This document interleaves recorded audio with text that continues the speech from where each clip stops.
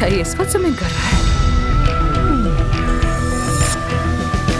क्या तुम आमिर को देख रही हो? क्या आमिर, अगर तुमने सुबह जल्दी आना था तो मुझे अपने साथ क्यों नहीं लाया? मुझे तो लगा था कि तुम अली के साथ आओ। बूढ़ी औरतें हमेशा दूसरों के घर बहाने से चीनी लेने के लिए पहुंच जाती हैं, ये जानने के लिए कि घर पे कौन आया हुआ है, वो लोग क्या कर रहे हैं, क्या बातें हो रही, और उसके बाद वो चली जाती है, बिल्कुल तुम्हारी तरह। मुझे लगता है कि वो पहले से ही एक दूसरे को बहुत अच्छी तरह जानते हैं। क्या तुम गर्लफ्रेंड बॉयफ्रेंड हो? क्या? मेरा मतलब एक साथ हो?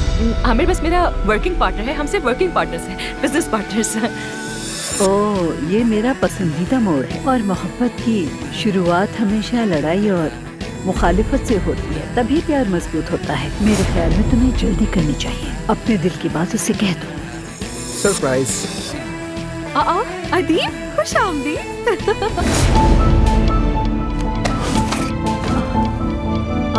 अमील साहबा, कुछ हो रहा है शायद। अमील साहब, अमील साहब, अमील साहब, आप ठीक तो हैं? अमील साहब,